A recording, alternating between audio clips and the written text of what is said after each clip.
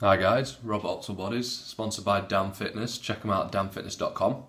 Okay, this one's about a really cheap, simple, overlooked supplement in my opinion.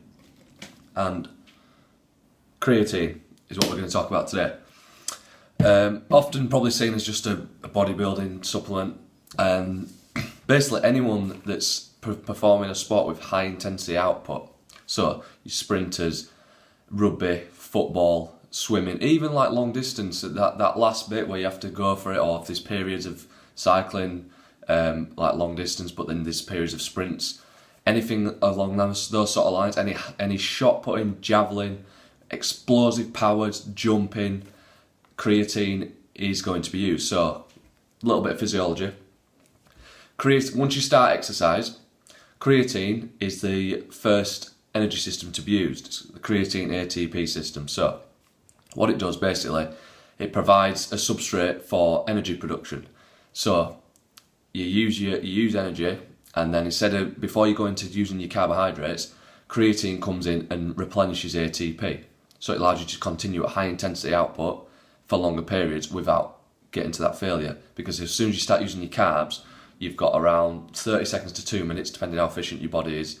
And that's when you get the lactic acid burn, hydrogen ions, etc. And that's what makes you fail, and you have to reduce the intensity, and you slow down. It's like sprinting, you naturally get slower and slower. So creatine's great for that. What else is it good for? Well, the bodybuilding side of it, or anyone that needs a lot of muscle, so not even if you're trying to grow it just for aesthetic reasons, for actual performance, it blocks myostatin, which I probably spoke of before. It's a protein that blocks muscle building, which we don't want in our body. Obviously, it's got a place, the body has to stay in homeostasis, in balance, but if you can do stuff to block that amount, you're going to lose less muscle, which means you're going to grow more, because muscle's always in a constant breakdown and build up. So if you can block that, great. And it also, you've probably heard, it makes you hold water inside your muscles, so not under your skin, it doesn't make you bloated, it causes water retention actually inside the muscle, so you get a fuller, bigger muscle. Not only is that good for image-wise, if you want to look bigger, if that's your goal, it also causes cellular swelling. So if you've got a cell dehydrated, it's going to start going like that. It's like a deflated balloon.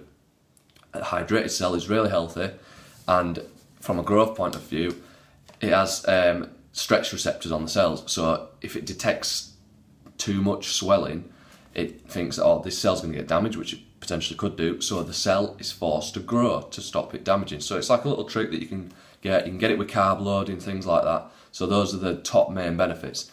And I think even the best one is it's really cheap. It's a cheap supplement. Creatine monohydrate, you don't need all the other special ones that I'm not going to go into, but the claims that they cause better absorption, you get more creatine from the amount, are all proven to be false. And the good thing about the research on this subject is that most and I can't find it at the moment, but most are done on creatine monohydrate, which is the cheap one. So that's all the research that's backing it, and I can't find any that's saying any negative side effects of it, coming to like kidney damage or anything like this. The amount you'd have to take to cause any kidney problems are ridiculous. You won't be able to. So all the research is very positive. I can't find any negative sides of it. They've all proven increased performance, increased lean muscle mass, even fat burning, along those sort of lines. So it's all positive. See if I missed anything out. So yes, you get a lot of loading phase at the back of the creatine and how much you should take. Now this is the part where I believe is very different. Yes, some people could take creatine and get benefits from it. They tell their friends, but then I've heard others that take it and say, no, I got a bit of strength during the loading phase, as I was taking about 20-25 gram a day. When I dropped down to 5 gram a day, my gains went. To me, that sounds very logical. If you're dropping down from if you take 4 times less the amount, something like that, I'd say you get 4 times less the results, because the creatine is not just going to stay in your system. You can't just keep topping it up with 5 gram. It's going to lower and lower if you've been taking 20. So here's my advice. Take your lean body weight in kilograms. So find out your weight in kilograms. Get an average of your body fat. Just be realistic. You can use body fat calipers or some of these machines. Some are good, some are bad. But if you can see your abdominals, you're probably 10% or less, and then take it from there. So work out your lean body weight. It's only an average in kilograms, and times it by 0.3. You'll get a number.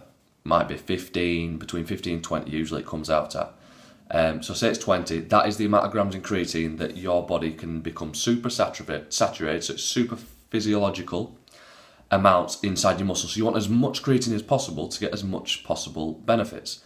So you can rep for longer in the gym, you can go for longer in your sprints, you can increase your power output in throwing, that sort of thing, and you get the high myostatin benefits and the cellular swelling. So if you're just taking 5 gram a day, most people use about 3 gram a day just through everyday tasks. So that only leaves you 2 gram in the gym to play with. So I recommend, if you just want to go off the bat and you don't want to weigh yourself, 15 to 20 gram a day, spread out between meals, or you can take a big lump in your post-workout shake, and it seems to increase absorption with an insulin spike. So if you're taking it with a fast-acting protein or a fast-acting carbohydrate or a highly ripe banana, something like that, it apparently increases absorption. But just taking it small amounts throughout the day is a great way of doing it. So if you've been taking 5 gram and you up it to 20, let me know your results and I'd be happy to hear them. So I'm sure you get some good results. So really cheap, good supplement, highly recommended. And I don't recommend cycling on and off it because it's not something your body just gets used to and stops producing itself like some hormones. So people overdo anabolic steroids, testosterone, your body shuts down testosterone. It's not that sort of thing. So unless you're getting health problems, then go see your GP. But other than that, I'd stay on it for as long as you want to stay on it. So thanks for listening. Robert Optimal Bodies. Any question on this subject, any other, post on my page or give me a message. Okay, thanks for listening guys. Cheers.